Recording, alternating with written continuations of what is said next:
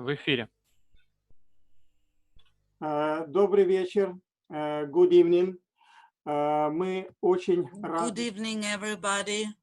We are really happy to continue with our webinar series, and today's session is absolutely unique because we have unique participants. Our main guest today is Nobuki Sugihara. He's a son of Chiune Sugihara, the righteous among the nations. Good evening, Mr. Sugihara. Good evening. С нами гости. Also today with us, there are guests and participants from a number of countries, and Japan and Ukraine and the United States and Israel, and one of our Belarusian friends is also co-moderator is Mr. Mikhail Kemerov. He's the executive director of the Religious Union for Progressive Judaism in Belarus. Good evening. Hello, and I would like to introduce Mr. Igor Shupak, the director of the Holocaust Museum in Ukraine. Thank you so much. And we also have a bunch of our Belarusian friends. And among them, there's Mr. Grisha Abramovich, the chief rabbi of the Religious Union for Progressive Judaism. Hello, Mr. Abramovich. Еще один гость из Беларуси, Борис. There's another Belarusian person, is Boris Gerson. He's a well-known journalist and scriptwriter, the author of a number of scripts, and we'll today have a pleasure of watching a fragment of one of his films. Good evening, Boris. Борис, вы слышите нас? Boris cannot hear us. No, he's mute. And also there are today with us two people who are descendants of the survivors of those whom Chiune Sugihara saved. Mr. Avram Simmering, he is in Israel. He served in Israeli army, and he is with us today. He's a son of the survivor, and Julia Shane is with us as well. She is a granddaughter of Pinchas Seingarten, another saved by Sugihara person. She's married, and right now she is with us and expecting her first baby. С нами Хаим. There is also Chaim Chesler, who is with us today. He is the founder and director of Limmud FSU, the former Soviet Union. Chaim, shalom. И с нами доктор Арон. And we have Aaron Schneer with us, a famous Israeli historian who writes on the history of the Second World War and Holocaust, and who works for Yad Vashem. Hello. This webinar was made possible by Limmud FSU and the Ukrainian Holocaust Institute Kuma and the Holocaust Museum of Ukraine and the Union of Communities for Religious Judaism of Belarus and Yad Vashem.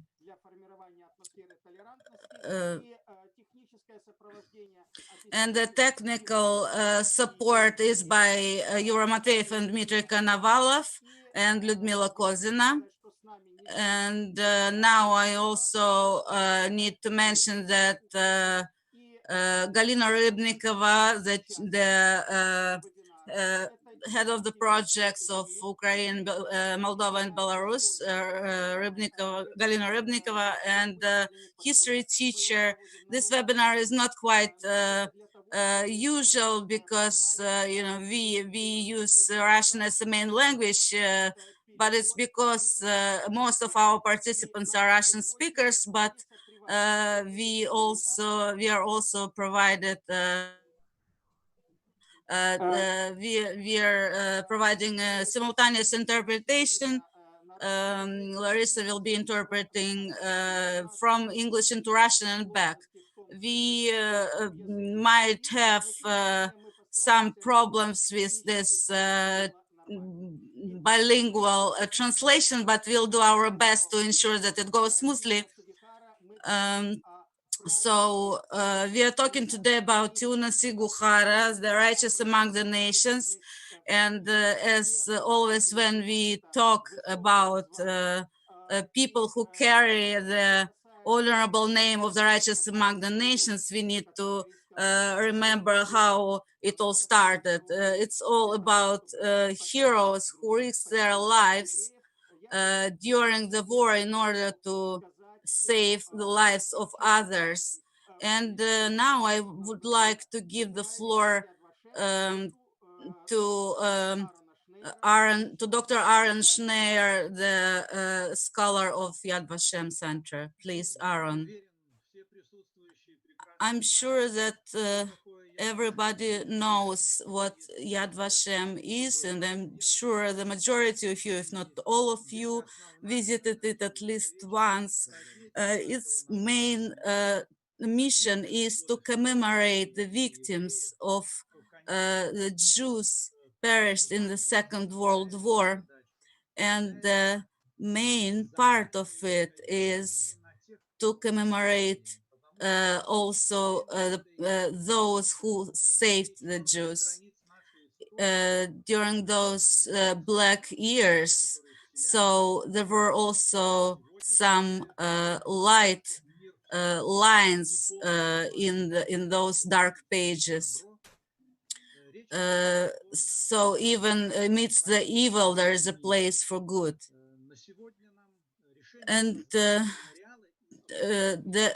decision to found this title, the righteous of among the nations, was made by Knesset, and today we keep working.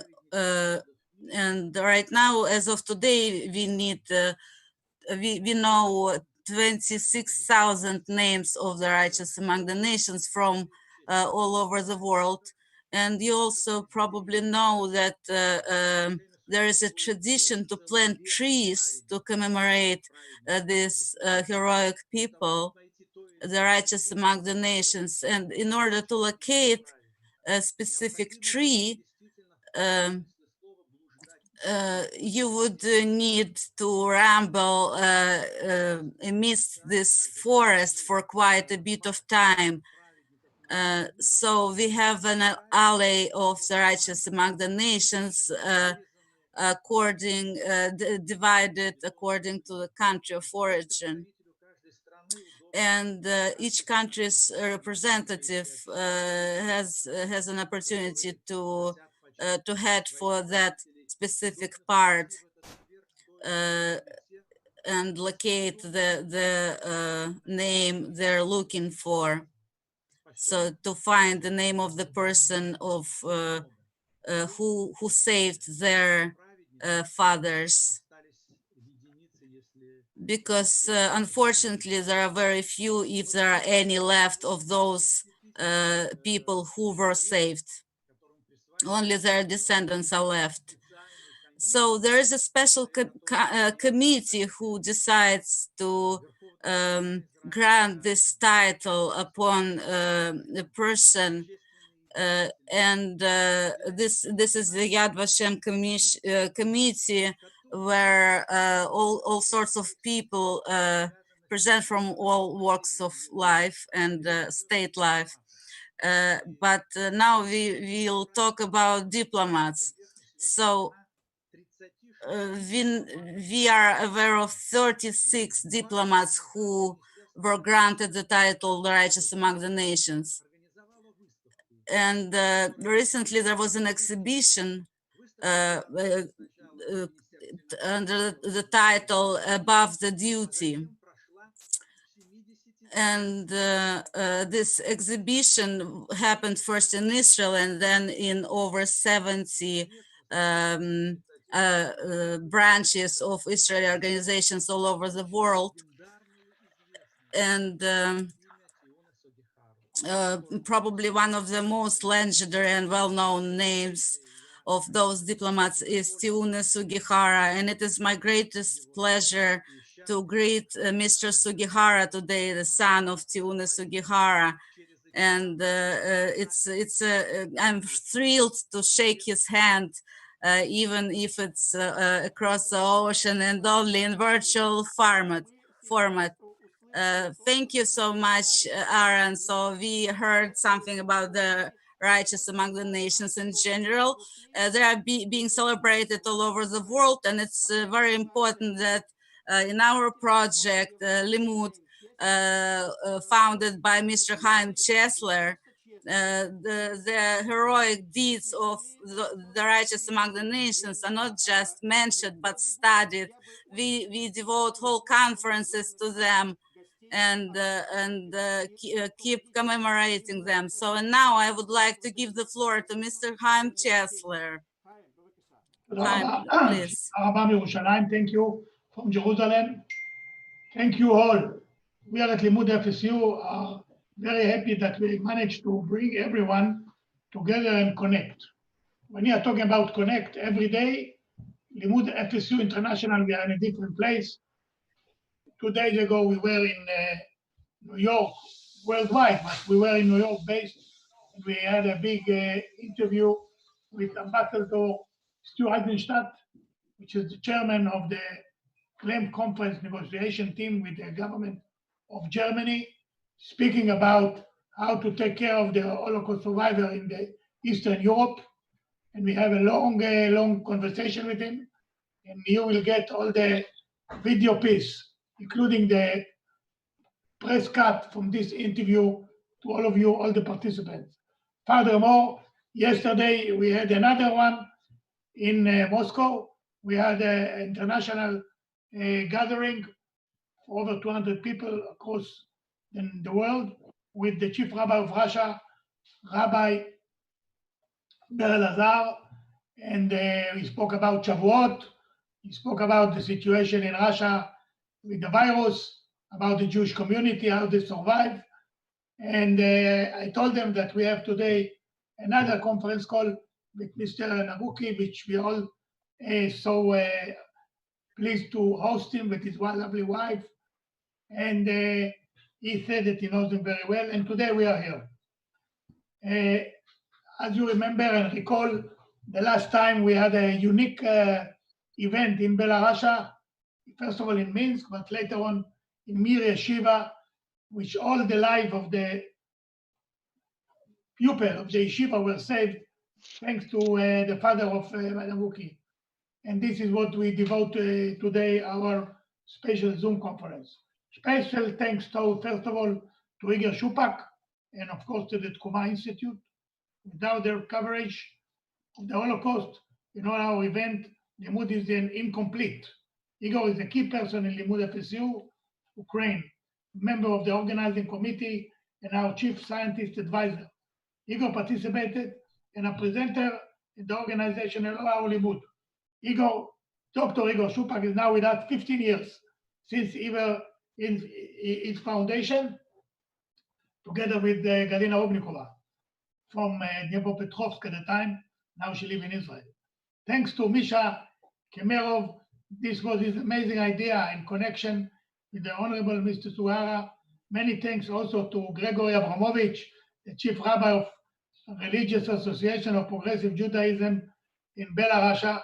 Who doesn't know Grisha Abramovich? If you open the Facebook, you open any other things, he is the star of everywhere, presenting the liberal and progressive Judaism worldwide. We appreciate it very much. Important note that Michael and Gregory are also members of Limmud FSU Belarus organizing committee for the last over 10 years. And of course, special thanks to our dear participants who agreed to take part in this special event. The Honorable Nobuki Sugihara, the son of Cruz Sugihara, who saved thousands of Jews from Lithuania and Belarus, that his wife with him here, with all we cherish. We have a big event in the Holocaust shelter in Jerusalem.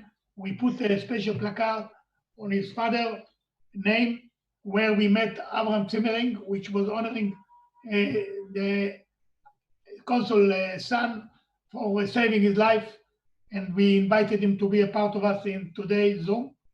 Also, we met Mr. Nobuki also in Mir Yeshiva when he had a big celebration.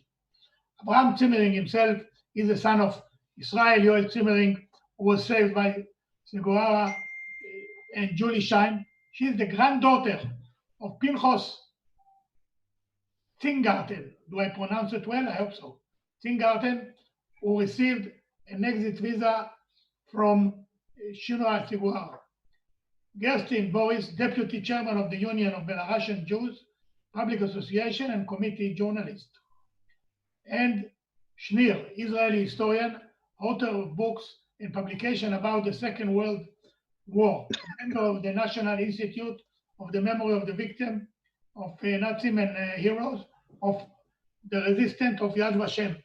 And I want to thank all the organizers and all of you, and I want to thank Natasha Chechik that she was working behind the scene to put it together with all of you. And I hope it will be a great Zoom conference in honor of Mr.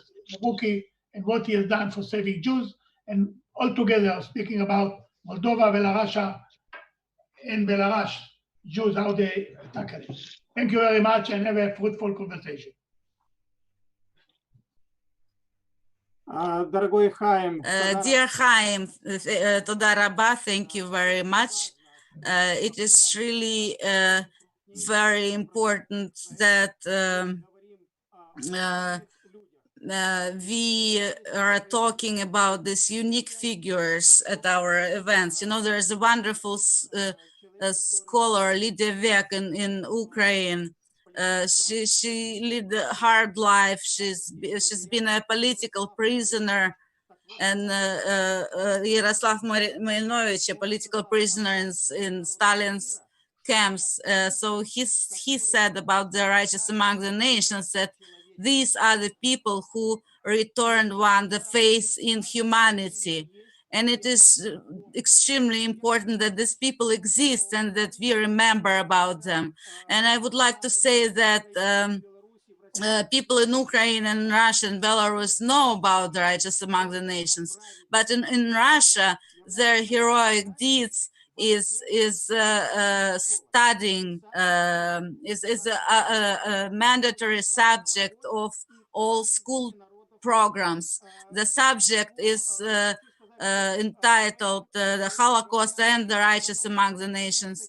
And it is also a topic at the scholarly conferences and a lot of books. So you can see the Diplomatic Ukraine, the book.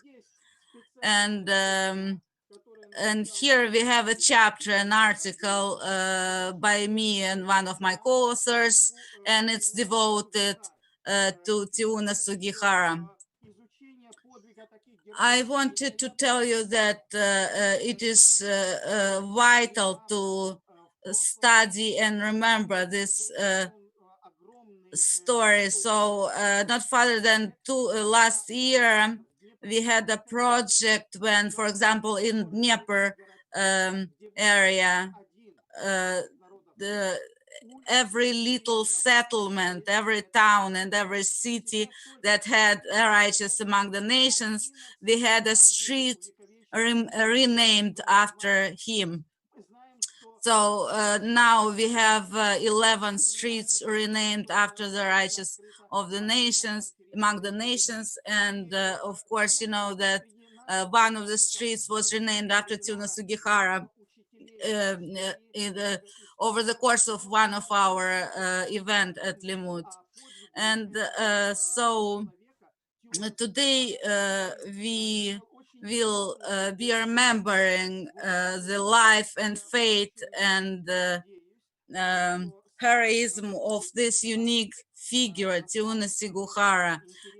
We hope that Nobuki Sugihara, his son, will tell us about his father. So Chiune Sugihara is a descendant of samurais. He chose a career of a diplomat and became the Japanese consul in Lithuania And you know that after the 1st of September 1939, when the Second World War broke out and the Nazi Germany invaded Poland, and you know that on September 17th, Red Army troops crossed the border, and on June 15th of 1940, the Lithuania was annexed to the Soviet Union, and the Lithuanian territory turned out to be the recipient of many thousands of refugees. Most of them were refugees from Poland. They didn't know what to do and where to go. Those refugees,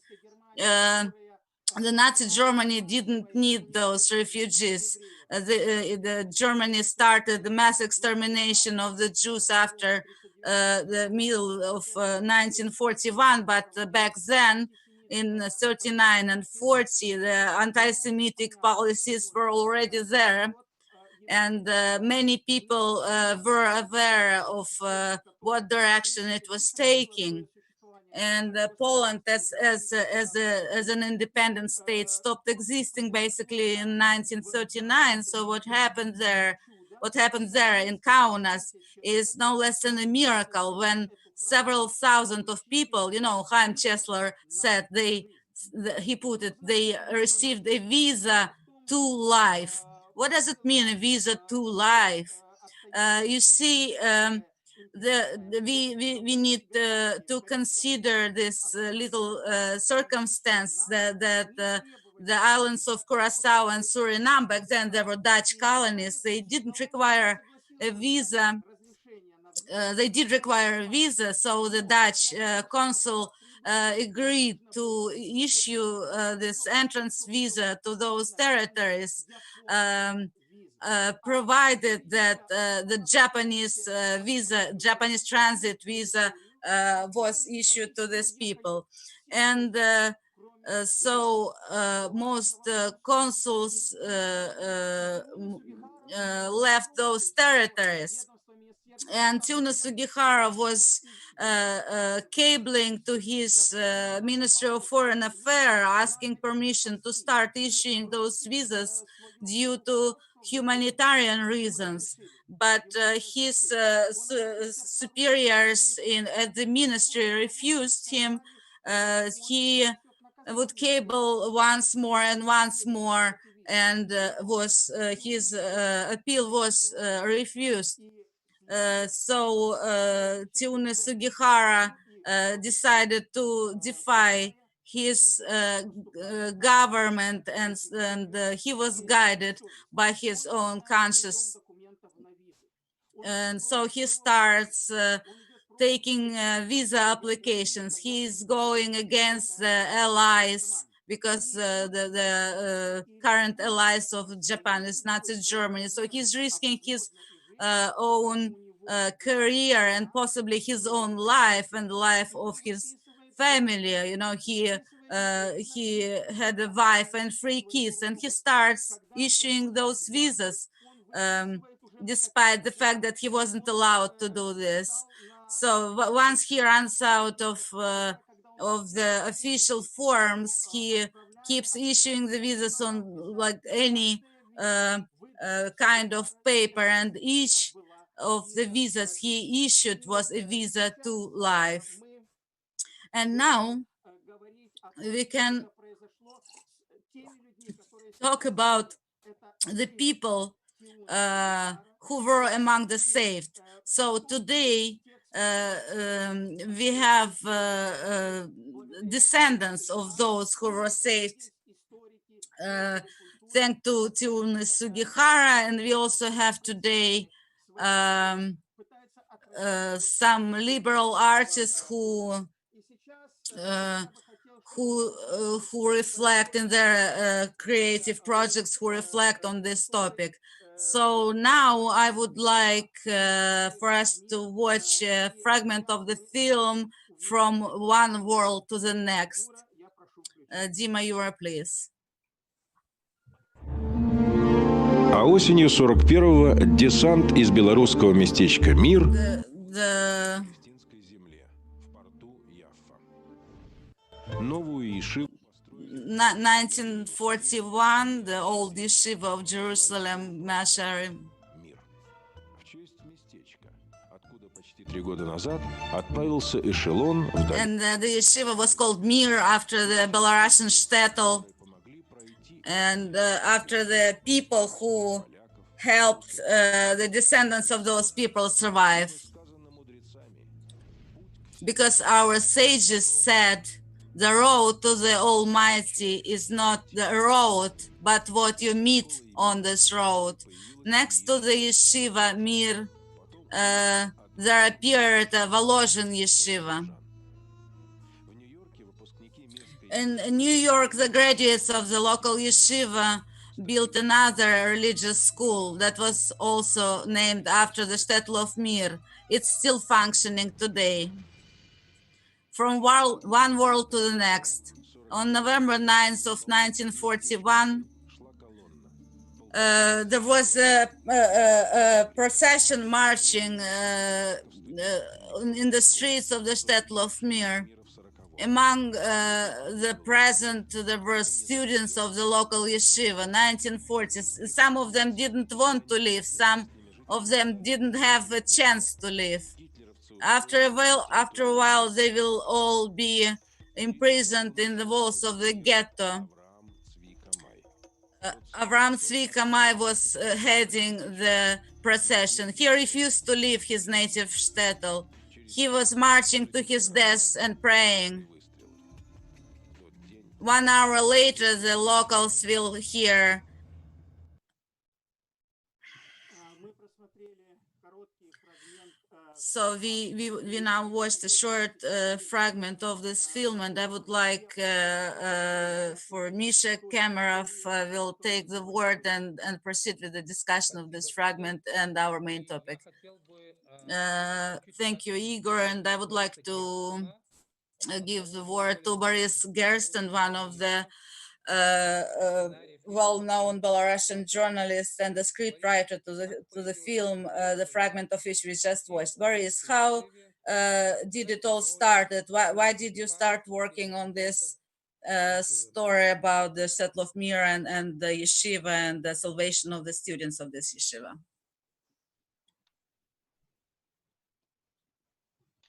Борис, включите микрофон. He's on mute. Ugh. Есть звук сейчас? Yes, now there's a sound. Thank you. Ну, это фрагмент, это конечный. So this fragment is it's towards the end Вот of the film. Сugihara и This film is devoted to Chiune Sugihara, and it tells about the life of this yeshiva in the tiny little shtetl of Mir. знал вообще об этой 96-м. I learned about this chapter of our history in 1990. We were working on a film called the Jerusalem of Belarus. It was about the locations in Belarus and Jerusalem that have some connections, some links between themselves. It was an interesting story. And then I was in Yad Vashem and saw this very tree that Aaron mentioned earlier, the tree in the alley of the righteous among the nations devoted to Chiune Sugihara. And you see, back then, people in Belarus knew very little about all this.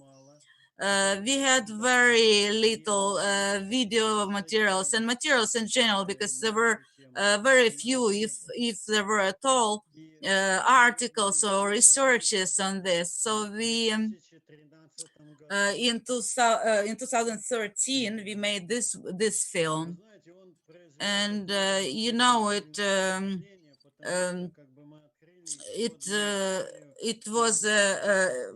it made quite an impression on the public, because you know we kind of unveiled the life of Belarusian shtetls and the heroic deeds of this person. It's to say that this person was risking his career is to say nothing. He really was risking his own life and the lives of his family. So we told about this in the film, and then made another series of film devoted to the Jewish history in Belarus. There are films about specific shtetls. It was called the Atlantida of shtetls. Those shtetls disappeared from the earth after a certain point, just like as Atlantida disappeared. And then we made 4 episodes, a film of 4 episodes about the chronicles of the Minsk ghetto. And one of the episodes was devoted to the righteous among the nations. And this episode was awarded by the president of Belarus as the best documentary in the country. By the way, this film, From One World to the Next, also received a prize in 2013 for the best script on Belarusian TV. Boris, thank you very much. Well, I guess that now we can give the floor to our honorable guest, Mr. Nobuki Sugihara. Misha, have you prepared the questions? Because we did quite a bit of thinking, you know, what kind of questions should we ask? Misha, please. Well, you see, we already watched this fragment, and we know that there are books on it. So now we would like to ask Mr. Sugihara Nobuki. A lot has been said and written about the heroism of your father, Chiune Sugihara, and probably part of what has been said and done is actually made up and never happened in reality. What was the real story? Please tell us. Well, there are many things written and shown in the films, and the story goes from mouth to mouth. It's like when you are children, you play the telephone game. And the real story is that July, around 7 or 8, my father saw many people in front of the consulate in Kaunas, and they started asking for transit visa to Japan. And my father understood the people were refugees from Poland and the Jewish people. They wanted to go out from Lithuania. To go out from Lithuania means escape from Nazis or Soviet. And where to go? You have only way to go to Moscow, and Moscow to Siberia by Siberian railway, and then take a ship to Japan. And from Japan to any destination they could, if they had a family or relative or friends. And they started asking my father the visa, transit visa. But my father asked the Ministry of Foreign Affairs in Tokyo, and they denied. I mean, they refused to permit giving a visa. He asked twice, 3 times. Each time my father asked, they put the condition, that the refugees should have enough money to buy ticket and to spend the journey for maybe takes 1 month or 2. But most of people didn't have that money. And another condition was to have the final destination where they can enter America, Australia, or Palestine. But most of them had no visa, entry visa. So with these conditions, my father was not allowed to issue transit visa. So he gave up to contact the Ministry of Foreign Affairs. He started writing visa by hand without making stamp. After 10 days came more people, 20 days, the end of July, about 200, 300 people came. And then he couldn't write everything by hand, whole sentence. So he made a stamp, a kind of stamp, which is visa, stamp, and text. So he started issuing. And then came Mir students at once. There were about 400 people, and represented by Dr. Zurach Varhaftik. And they helped also making stamping the visa, and my father signed. But my father usually meet each person and make questions, ask questions. Where are you from? Where are you going? Who is your relative at the destination? They have to answer. So he made like interview of each person. It's a rule, actually. And they issued until the end of August. He was forced to close the consulate already in the end of July, but he got special permission from Soviet authority in Kaunas. He could stay. All the diplomats left already in the end of July. So this is the story in Kaunas. My father and his family left in the beginning of September from Kaunas by train to Berlin. And from Berlin to next destination was Prague in Czechoslovakia. This is the story in Lithuania. But how I can explain, I didn't know the story until I was 19 years old. Nobody told me. My mother told me that my father issued transit visa to few hundred people. I didn't know who they were, why they had to have visa. One day in 1968, when I was 19 years old, my father came back from Moscow because he was working in Moscow for a Japanese trading company. Once a year, he comes home for 2 weeks. It's not a holiday, actually. He comes to have a meeting in the company. And we received a phone call from the Embassy of Israel in Tokyo. They said there is one gentleman from Israel who wants to meet my father. So my father took me to the Embassy of Israel next day, and there was a commercial attaché in the embassy, and he said he was one of the refugees. He was very young, 20 years old, and he received visa along his uncle and his uncle's wife. And he came to the embassy as a commercial attaché of Israeli embassy. And he showed us the visa and the passport.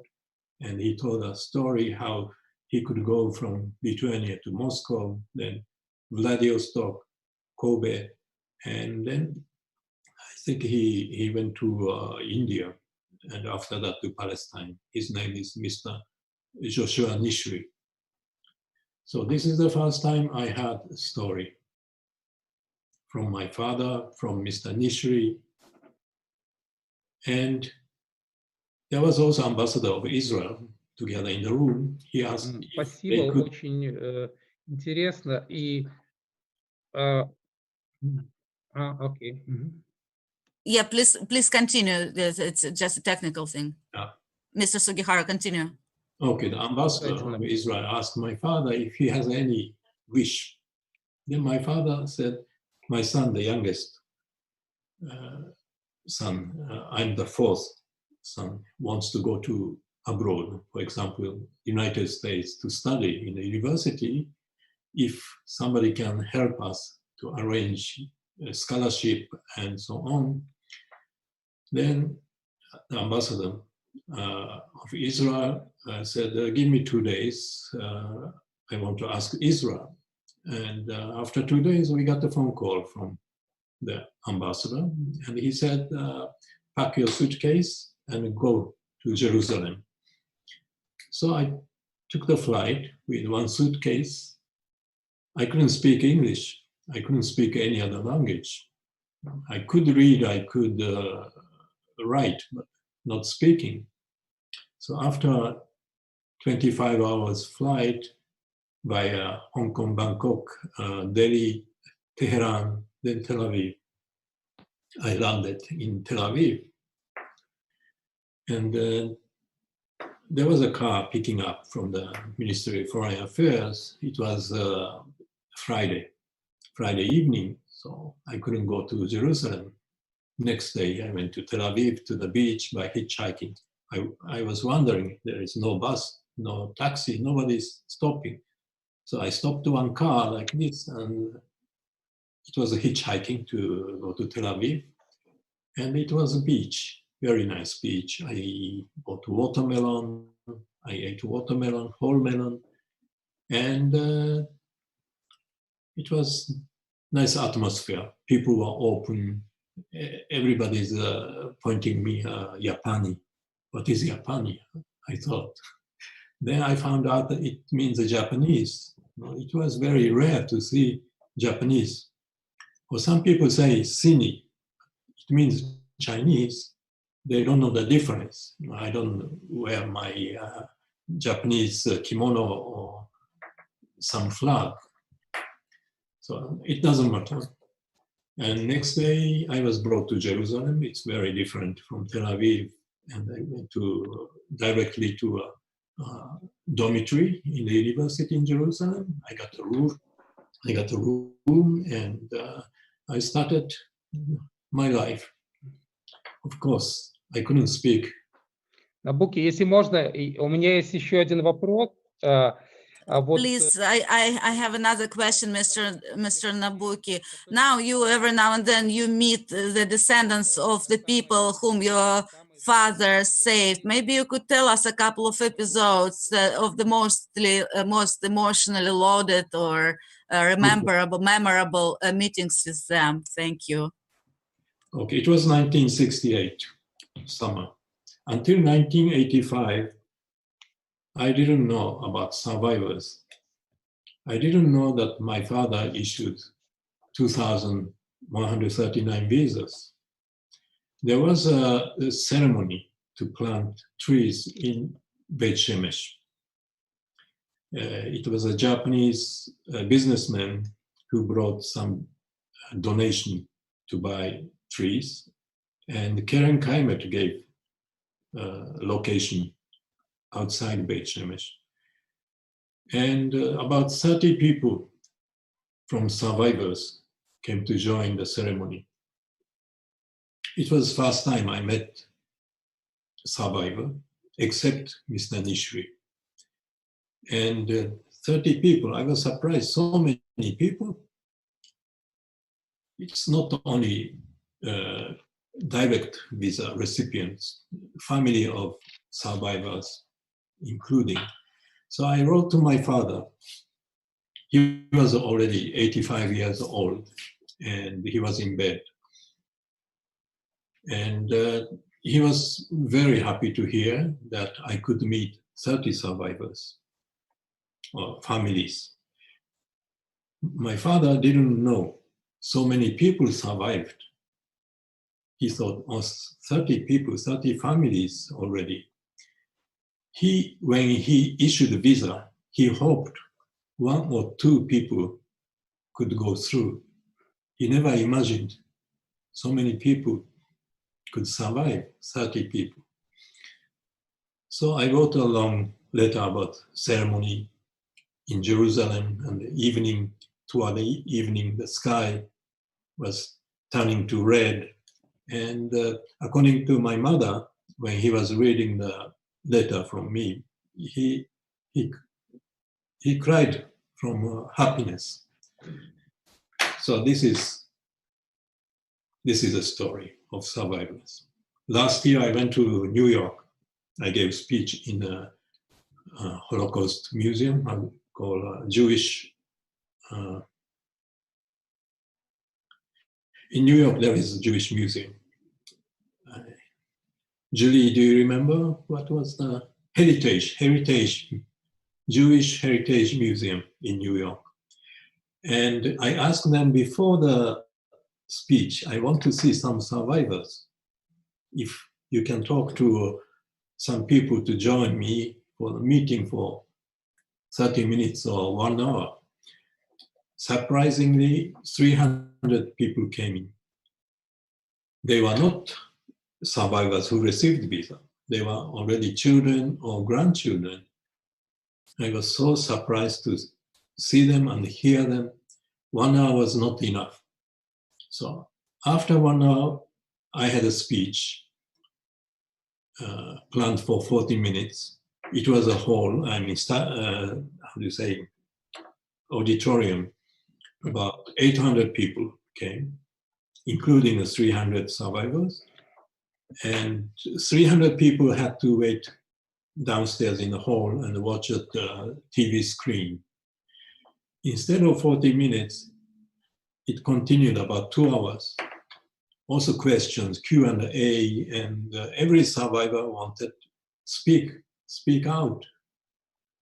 Before, when I was in Israel studying or working, there was no survivor talking about Holocaust. They were shy, or they were ashamed that they are only survivors. They left his families, his friends behind, so they didn't talk about it. But recently, since the last 3-4 years, people started talking and teaching the children. It's very important, I find. That's all about. One thing. My father came to visit me in 1969 in Jerusalem. We visited Dr. Varhaftik, the Minister of Religions. My father told him that he issued visa by his own. He didn't obey the government order condition. So Dr. Varhaftik was very surprised to hear. He thought it was Japanese government who issued transit visa. Since then, Dr. Varhaftik worked on the Yad Vashem award. I think it was from 69 till 84. It was his recommendation. I mean, Dr. Varhaftik. Вы сказали, что отец выдал 2139. So you said that your father issued 2,139 visas. Is that correct? And how many people are alive today from the descendants of those whom your father saved? The total number. Do you have any idea? I don't see people have here sign Sugihara survivor. No, you cannot count. But when I visited Yeshivat Mir in Brooklyn or Jerusalem, they guess 500,000 because they make many children, big family. But I think it's about half, 250,000 people, descendants, around the world. One more, maybe Julie is making another one.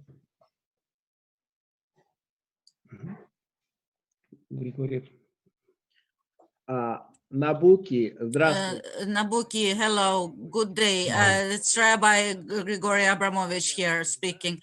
Yes, So I wanted to continue our discussion that we started in Belarus when we were opening the memorial to your father. So what kind of episodes, what kind of meetings with specific people, with those applicants for visa, to whom he was talking personally? Was it personal every time at all? So we know about the Sarah Warhaftik, the future Minister of Religion, but maybe he was telling you about some other encounters with those he saved.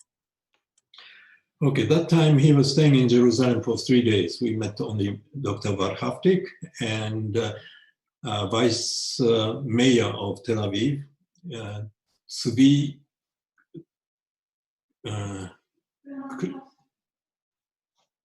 Clementinovsky, I think. Only 2 people. I asked my father at that time, how come you issued transit visas? Was there any reason? He said, the people, they didn't have where to go, where else. I pity them. That was all. This is his word. Not such a word like in a book or film. It says, I may not obey the government, but Набуки-сан, у меня вопрос к вам от...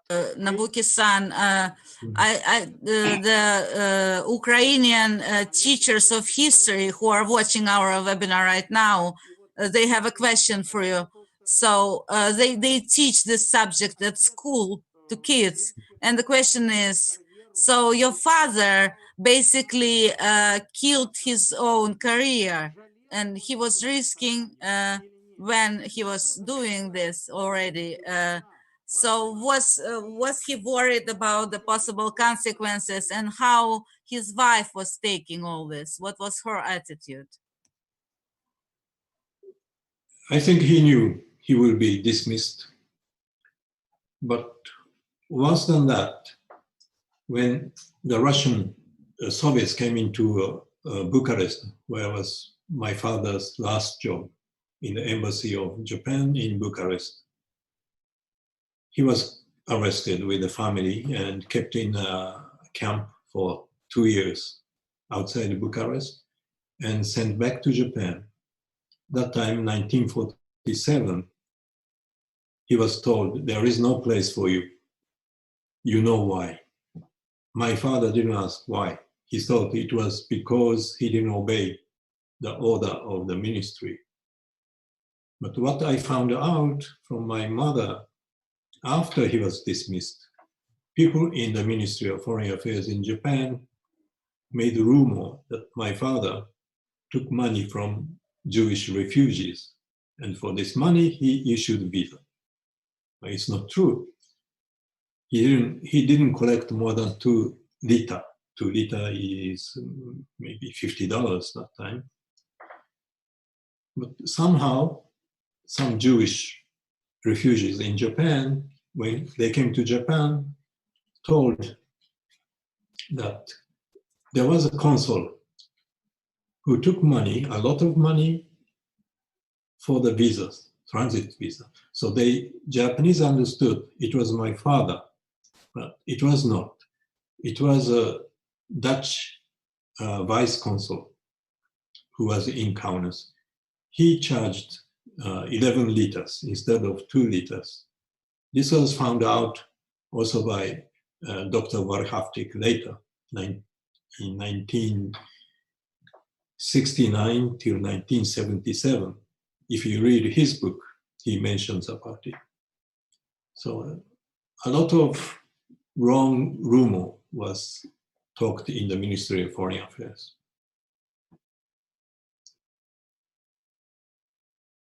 Набуки-сан, спрашивает... Nobuki-san, one of our history teachers, Tatiana Tatarina, is asking, Sugihara, it's a name that is known all over the world. Do Japanese children study the story of your father at school? Yes, not every school teaches about my father, but some children, they are studying. There are some textbooks written about my father. Yes. Миша. Спасибо большое. Thank you very much, Mr. Sugihara. You know, in Judaism, we say that a person's life has to transform his faith into his mission. And my question to Mr. Nobuki is, what kind of lessons should we learn from the life of your father? Just save life of human being. not only human being, but all the creatures, if you can. Набуки-сан, огромное спасибо. Мы еще... Nobuki-san, thank you so much. We hope to listen to you later some more, but now we would like to talk to people who are alive today, thanks to heroism of your father. But first, for our participants, I would like to show you a map. It's an itinerary of the people who were started off from Kaunas and passed Moscow, Yekaterinburg, Irkutsk, and Chitu till they would get to Vladivostok, where they would board a boat to Japan and then covered another 12,000 kilometers to get to the island of Suriname or the island of Curacao. Can you just imagine this trip? But this trip was undertaken in order to save lives. So here today with us, there are people who are here with us today precisely because their parents or their grandparents made this trip with Sugihara's visas to life. And Misha is saying, actually, I would like for Rabbi Abramovich to say something. So because Mr. Sugihara mentioned that saving people, so, you know, there's a notion of pikuach nefesh, saving lives in Judaism. So I would like Grisha to say something. Thank you so much for making this webinar possible and the questions and the answer. I just wanted to say that you can see the tree of life, the Etz of Chaim behind our backs. Of course, we understand that from every branch, there are smaller branches coming out and there are leaves. And so that's just as Mr. Sugihara told us how 2,000 something visas transform into 500,000 human lives. And this pikuach nefesh, the concept of pikuach nefesh, we first meet in Torah. So the commandment sounds as don't stay motionless when you see the blood of another person. So the laws of pikuach nefesh reflect the value ascribed to human life in Judaism. So that all other laws and commandments can be temporarily neglected when somebody's life is in danger. Our sages interpret it as the priority of human life over the rest of the laws and commandments.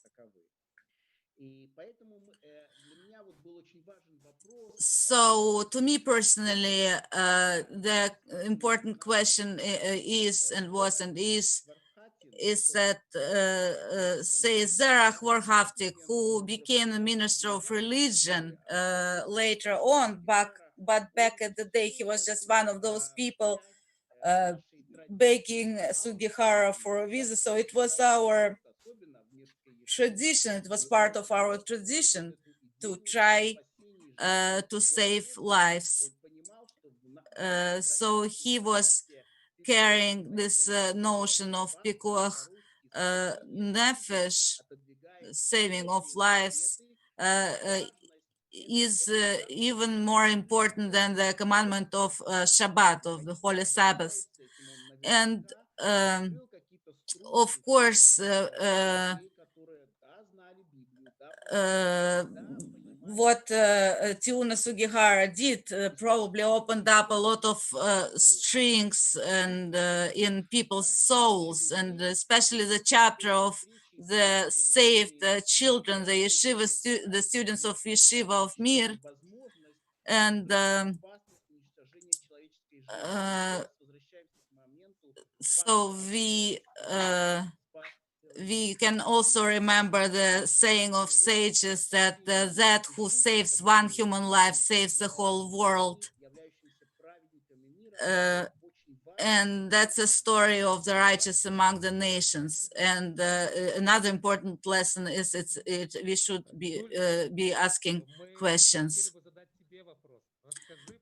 Julia, we would like to ask you, please tell us the story of your family's salvation. First of all, thank you so much for inviting your father and your whole family to be with us today.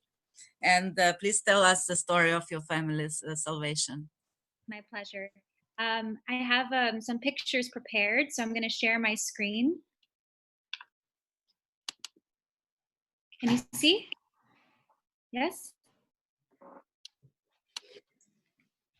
Okay, so hello. It is an honor to be here honoring Mr. Sugihara. My name is Julie Shane, and Mr. Sugihara is my personal hero. My grandfather's name was Pinchas Sheingarten. Here he is as I remember him. Here he is when he was in his late 20s. But when Mr. Sugihara issued him visa number 1204, he didn't need my grandfather's name or face to know that his life was worth saving.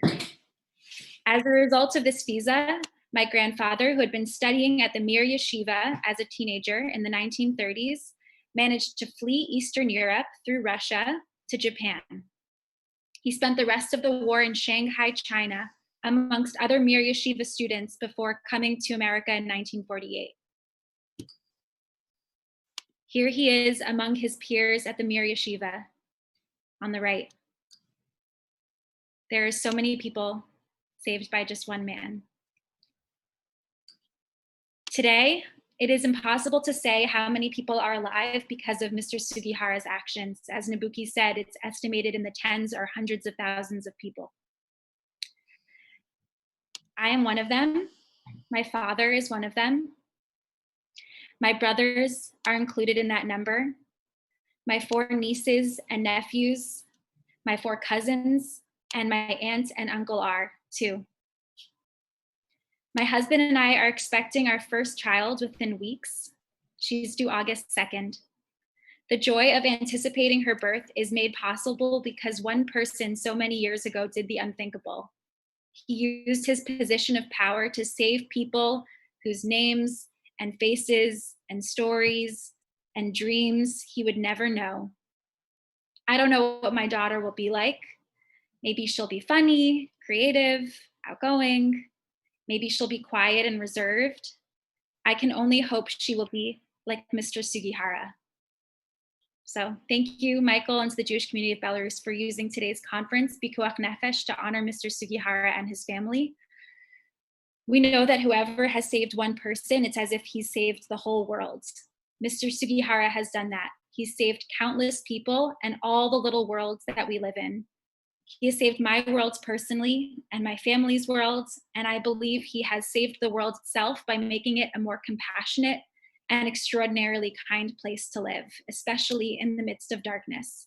I am forever grateful to Mr. Sugihara and his family, Nobuki-san. It is an honor to meet you today virtually. So thank you.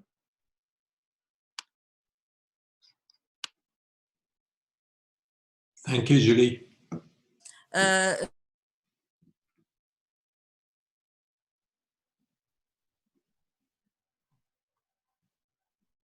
Миша, включи микрофон. Миша. Misha, unmute your mic, Misha.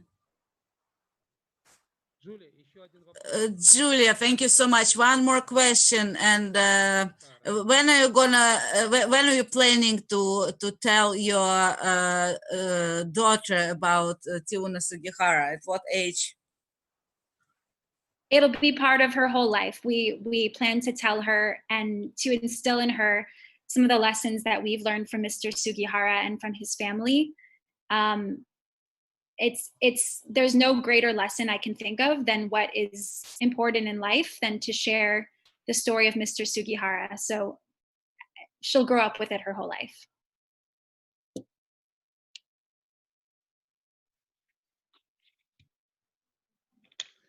Джулия, спасибо большое. Julia, thank you very much. It was a wonderful, very emotional account, and it was great to hear you and to see you also, of course. And now we are transferring from the United States of America to Israel to Avram Zimmering. Avram, could you please tell us how old were you when you first heard the story of your family? Or the Hebrew, but it'd be honor for me to be part of this Limmud group. I think it's fascinating, and Chaim, and whoever organize it, it's amazing to see that we're Jewish all over the world. Especially we are Sugihara Jews that really all over the world. And Nabucco, I had the honor to meet you in Yerushalayim, and then I believe also we met in Netanya. It's really honored. I want to give you a little bit stories, the history of the way I know it. There was beside the Mir Yeshiva was a very big group of what we're calling Achshara boys, that today we're calling Bnei Akiva or National Relations Party, Zionist, Orthodox Zionist, liberal Orthodox, I don't know if liberal is the right word. They made their, they had a group that basically planned to come to Israel to be farmers. And then as a group, before the war, went to Vilna. Zerav Varaftik, that you all mentioned him, and he was in my wedding, and I knew him personally, and his kids and his grandchildren, friend of mine, here in Jerusalem, some in Jerusalem, some in a place called Ma'ale Adumim, not far from Jerusalem. He basically was messenger, not messenger, was what we call in Hebrew shaliach. They sent them to try to save the modern Orthodox Jews to come to Israel. And that's what he met Mr. Sugihara. Me personally, since I'm the youngest in my family, I never knew much so much. Every year, I usually take my kids, my grandchildren, to Pesach. I'm going to usually the Dead Sea. And there was a guy that made a book about Zerav Varaftik, and there's a list that you showed Julie that was there in the book. And that's how I found my father, the name of my father. Since I knew the Varaftik family, I started talking, understood a little bit more about the story of Sugihara. Now, in Netanya, where I grew up, was a very big group of Jews used to call Yaponchikim, or as you know, Nabucco, Yaponchikim in English is Japanese. So they call Yaponchikim because they saved through Japan. I knew a lot of these people as a young boy, but we never knew the story behind it. Later on in life, we start to learn more and more about it, which is basically fascinating. We here in Israel, and Chaim, I'm sure he's going to be better than me. We strong country, we have an army, we have whatever we need. In those years, the Jews had nothing. And you see one gentleman with his own wish against his government, sit down days and night, and I hear some people that help him, okay? Buy visas. For what? He didn't get any prize, didn't get any money, nothing. The kindness of Mr. Sugihara is the leading of the world. And I know his son follow his footsteps. We had the honor to build a museum in Netanya under Mr. Sugihara. Unfortunately, what Nabucco mentioned about the forest that they planned in Bet Shemesh, unfortunately, is out. They made it real estate development.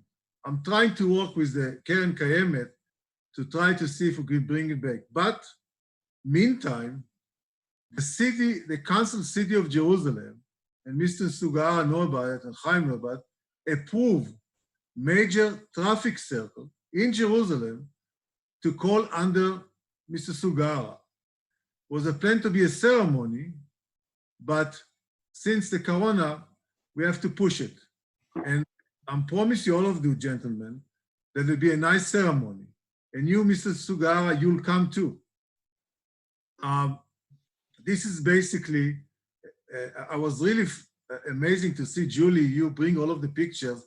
I sent some pictures to Michael or his wife, some, the original visa. We made a book under my father's name. The original visa, Michael, if you can show it, I'll be appreciated, that Mr. Sugihara's father issued to my father with numbers and etc., etc. You have it, Michael. I sent you. So that's a fascinating. Beside this, I have to tell you some curios, some game.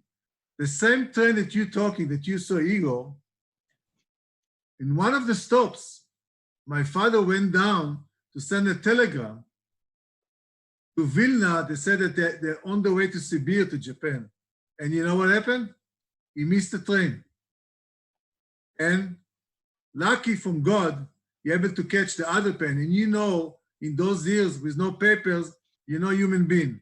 And he left the paper with his friends. But the next station, his friend that I know him from Netanya went down, wait for him for the next train. That's like a little bit story of what all of these people went through days and night until they got to Israel. I grew up in Netanya in a place called Shikun Apollo Mizrahi. It's a neighborhood of Apollo Mizrahi, what we're calling in Israel National Religious Party, you know, modern Zionists. And majority of these people there, at least half of them, they are Mr. Sugihara descendant. I'm Mr. Sugihara descendant. When they interviewed me on the Holocaust basement that we finally made a memory on Mr. Sugihara, and interviewed me on the Japanese TV and the Israeli TV, I said one thing. I brought my son, two of my sons, and one or two of my grandchildren. I said, Mr. Sugihara said one man, we are 80. You hear Nabucco? We are 80 people. And with God's help, we'll be bigger and bigger and larger. This is because of your father. And you should be part of it. You should go to every world and say, my father have 500,000 children. That's exactly what you can say every day when you wake up in the morning.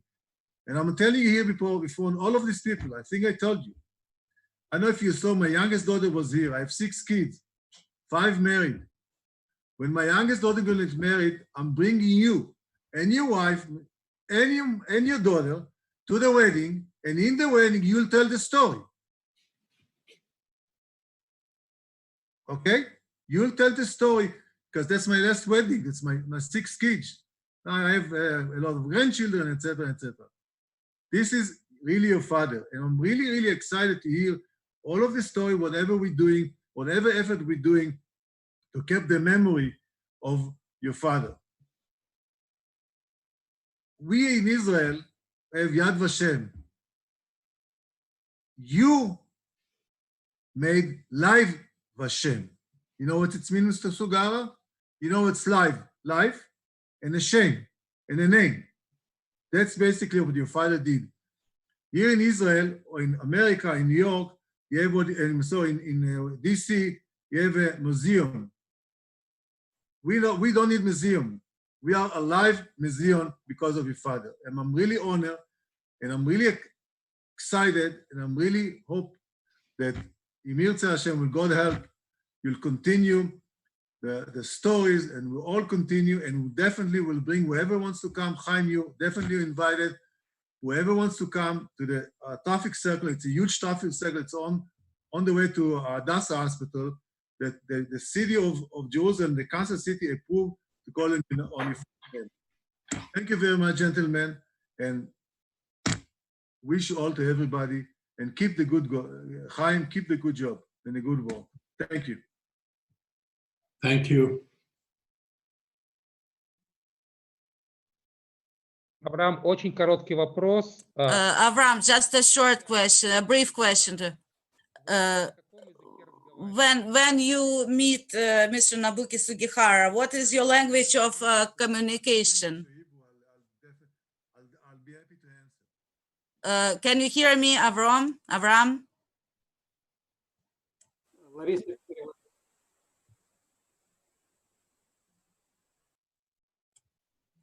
I don't know what to do. Yes, we can. Yes. Avram, can you hear me? Avram?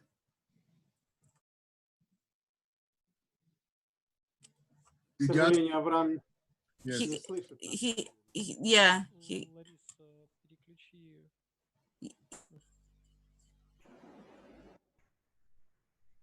Ну, у меня есть подозрение, что говорили на иврите, потому что на нет.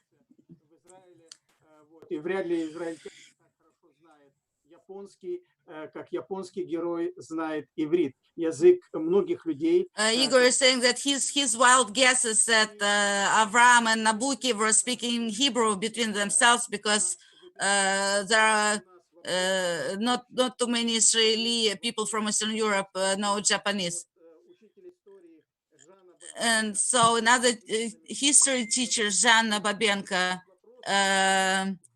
is reproaching me for asking you why have you done what you've done about your father. So it's not the right question. It's just it was his life philosophy. That's all. His priorities and his moral values. And as you just said, that 500,000 people are alive these days because of Chiune Sugihara, and even that who saves one life saves the whole world. And it's critical that we keep talking about about the righteous among the nations, because it's we should make a place for such stories amidst all these genocide stories, the Armenian genocide and the deportation of Crimea Tatars, and all these stories that in any of them, there are very few, but there are always people who are ready to risk their lives and the lives of their loved ones in order to save other people's life. And it's crucial that we study these chapters, and that Yad Vashem, one of the greatest centers of commemorating the victims of the Holocaust. And it's extremely important that the Limmud, the largest educational program in the world, also emphasizes this topic.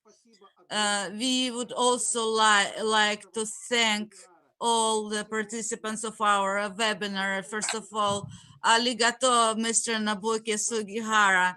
We would like to thank Julie Shane and Avram Klimmering. Thank you so much. Toda rabba. Thank you, dear participants from Belarus and Moldova, Russia, Ukraine, Belgium, Japan, Israel, from the country that we call humankind, the country where human life is the priority. Thank you so much. If anybody would like to have a word, I want to thank Misha and Grisha, our partners. Our today's topic, the righteous among the nations, and saved Jewish life during Holocaust. So we consider it an incredible honor to have invited, to have hosted Mr. Nobuki Sugihara last year. You should have seen the eyes of those people who were looking at him. It was such an honor and thrill for them to see him alive. And of course, we are here at Limmud. We'll continue with this topic. This is not the last time we talk about it. And we would also say a couple of words here from Belarus. So the medal of the Righteous Among the Nations says that who saves one life saves the whole world. And so we want to thank you from all those families that are alive now due to Chiune Sugihara. And now we just wanted to show you a short video about the memorial. Yeah. One point is an interesting point. When was in Kobo, that's a city that Chiune Sugihara know, then the refugee came to, was a JCC. It's amazing to know the JCC. I saw some pictures there. Basically, I was invited by the city of Kobo to be in memory of this JCC, that the only thing left in the JCC is a one big fence that belonged to a school. So the mayor of Kobo basically did not want to host the Jews because the situation was easy economics. So some rich Jew came to him, it was local Jew, then promised him that he'll cover the expenses. I got from some Japanese newspaper, very interesting, I want to show you. That's from Kobo, if you can see it. This is a waffle, Japanese waffle. Of the company here is Mendel Ziegel. Mendel Ziegel is a Jewish name in Japanese. Okay, this is the original. I don't know if it's kosher or not kosher. He's a rabbi, maybe you can give him a blessing to be kosher, but that's very interesting. And he was a Jew that basically, I think that's the name, that's the family name, that basically guaranteed the money to the city to cover the expense. Julie, if you are dealing with some museum, take these pictures. That's very interesting. I didn't taste the waffle because I'm not kosher, but if you come to Israel, I'll let you taste it. Thank you.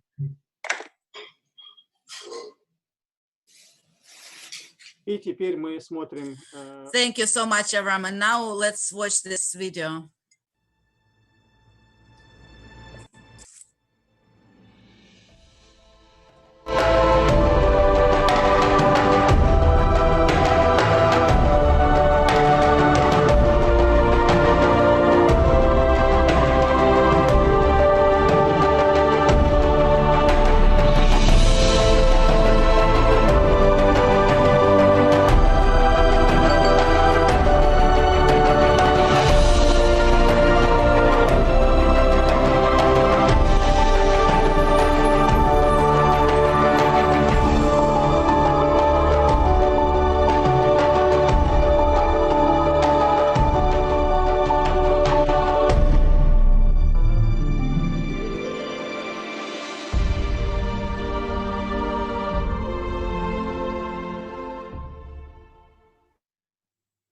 Спасибо большое. И thank you so much. Thanks for joining us. Tomorrow we are having another historical webinar, 2 hours at 14 2 hours Jerusalem and Moscow time.